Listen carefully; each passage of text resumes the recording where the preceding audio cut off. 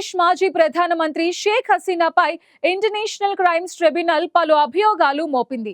గతేడాది జూలై ఆగస్టులో విద్యార్థుల ఉద్యమాన్ని అణిచివేసే క్రమంలో హింసాత్మక ఘటనలకు సంబంధించి ఆమెపై నేరాభియోగాలు మోపింది. ఈ కేసు విచారణ ఆగస్టు 3 నుంచి ప్రారంభం కానుంది. అంతేకాక విద్యార్థుల ఆందోళనలను అణిచివేసేందుకు ఆమె అధికారులకు ఇచ్చిన ఆదేశాల ఫోన్ కాల్ లీక్ అవ్వటం ఇప్పుడు పెను దుమారం రేపింది. ఇప్పుడు ఈ ఫోన్ కాల్ లీక్ ఆమెపై ఆరోపణలకు మరింత బలం చేకూరుస్తోంది.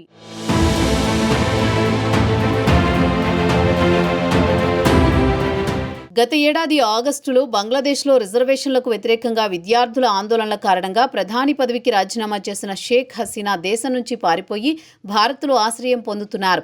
అయితే భారత్లో ఆమె ఎక్కడ ఉన్నారో ఎవరికీ తెలియదు. అయితే షేక్ హసీనా రాజీనామా తర్వాత మహమ్మద్ యూనస్ నేతృత్వంలో తాత్కాలిక ప్రభుత్వం ఏర్పాటైంది. హసీనా హయాంలో జరిగిన ఆందోళనల సమయంలో ప్రభుత్వ బలగాలు నిరసనకారులను అణచివేసేందుకు హింసాత్మక చర్యలకు పాల్పడినట్లు ఆరోపణలు వచ్చాయి. ఈ హింసలో సుమారు 1400 మంది ప్రాణాలు కోల్పోయారు. అంతేకాక సుమారు 20,000 మంది గాయపడ్డారు. ఆందోళనకారులపై దాడులు చేయాలంటూ షేక్ హసీనాని నేరుగా ఆదేశాలు జారీ చేశారని అవామీ లీగ్ పార్టీ, దాని అనుబంధ సంస్థలు ఆ క్రూరమైన చర్యలకు సహకరించాయని ప్రాసిక్యూషన్ వాదిస్తోంది. ఈ ఆరోపణలను ఆధారంగా చేసుకుని ఇంటర్నేషనల్ క్రైమ్స్ ట్రైబ్యునల్ హసీనాపై నేరాలు, హత్యలు, హింస, శవాలను దహనం చేయడం వంటి 5 అభియోగాలను మోపింది. వీటిపై ఆగస్టు 3వ తేదీ విచారణ చేపట్టనున్నట్లు, ఆమెతో పాటు అప్పటి హోంమంత్రి Asaduzzaman Khan Kamal, inspector general of police Chowdhury Abdullah Al మమూన్పై ఐసీటీ నేరాభియోగాలు మోపిందని ప్రాసిక్యూషన్ లాయర్ మీడియాకు వెల్లడించారు. విద్యార్థుల ఆధ్వర్యంలో గతేడాది జూలై, ఆగస్టులో జరిగిన ఉద్యమాన్ని అణచివేసేందుకు షేక్ హసీనా ప్రయత్నాలు చేసినట్లు ప్రాసిక్యూటర్ వెల్లడించారు.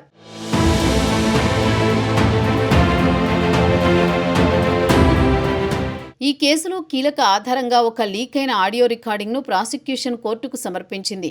ఈ ఆడియోలో షేక్ హసీనా ఒక అజ్ఞాత అధికారితో మాట్లాడుతూ నిరసనకారులపై ఘాతక ఆయుధాలను ఉపయోగించమని, వారు ఎక్కడ కనిపించినా కాల్చమని ఆదేశించినట్టుంది. ఈ ఆడియో రికార్డింగ్ బీబీసీ ద్వారా వెలుగులోకి వచ్చింది. ఇప్పుడు ఆడియో క్లిప్ బయటకు రావడంతో హసీనా నేరుగా హింసాత్మక చర్యలకు ఆదేశాలు జారీ చేశారనే వాదనకు బలమైన ఆధారంగా భావిస్తున్నారు.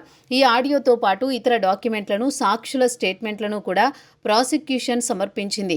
అయితే హసీనాకు చెందిన అవామీ లీగ్ పార్టీ మాత్రం ఈ ఆడియోలో ఎలాంటి తప్పుడు ఉద్దేశం లేదని, ఇది కేవలం ఆందోళనల పేరుతో జరుగుతున్న హింసాత్మక ఘటనలకు ప్రతిస్పందనగా మాత్రమే అని వాదించింది. అయితే ఈ వాదనను ఇంటర్నేషనల్ క్రిమినల్ ట్రైబ్యునల్ తిరస్కరించింది. ఉద్యమకారులపై హింస, హత్యలు, మహిళలు, పిల్లలపై లక్ష్యంగా దాడులు, శవాలను దహనం చేయడం, గాయపడిన వారికి వైద్య సహాయం నిరాకరించడం వంటి ఆరోపణలు వారిపై ఉన్నాయి. ఈ అభియోగాలను జస్టిస్ గోలం మోర్తుజా మొజుందర్ నేతృత్వంలోని 3 సభ్యుల ఐసీటీ ప్యానెల్ ఆమోదించింది. మాజీ పోలీస్ చీఫ్ చౌదరి అబ్దుల్లా అల్ మమూన్ తన నేరాన్ని అంగీకరించి ప్రాసిక్యూషన్కు సాక్షిగా మారేందుకు సిద్ధమని పేర్కొన్నారు. ప్రస్తుతం ఆయన జైలు శిక్షను అనుభవిస్తున్నారు. అంతేకాక తన భద్రత కోసం ప్రత్యేక వసతి కల్పించమని కోర్టును కోరారు.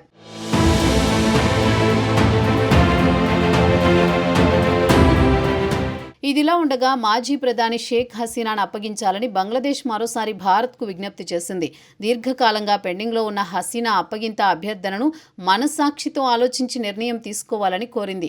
ఈ మేరకు బంగ్లా తాత్కాలిక ప్రభుత్వ అధినేత మహమ్మద్ యూనస్ మీడియా కార్యదర్శి ఓ ప్రకటన విడుదల చేశారు.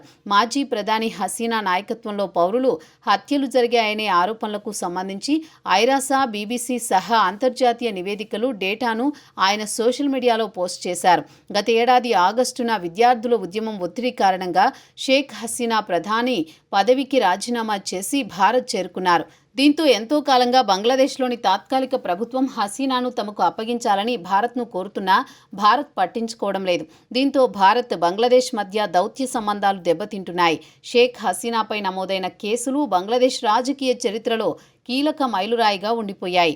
షేక్ హసీనా 15 సంవత్సరాల పాటు బంగ్లాదేశ్ ప్రధానిగా ఉన్నారు. ఈ కాలంలో ఆమె ఆర్థిక అభివృద్ధిని సాధించినప్పటికీ మానవ హక్కుల ఉల్లంఘనల ఆరోపణలు కూడా ఎదుర్కొన్నారు. మొత్తంగా షేక్ హసీనాపై ఇంటర్నేషనల్ క్రైమ్ ట్రైబ్యునల్ మోపిన అభియోగాలు బంగ్లాదేశ్ రాజకీయాల్లో సంచలనంగా మారాయి. ఆగస్టు 3 నుంచి ప్రారంభం కానున్న ఈ విచారణ ప్రపంచ దేశాల దృష్టిని ఆకర్షించే అవకాశం ఉందని విశ్లేషకులు చెబుతున్నారు.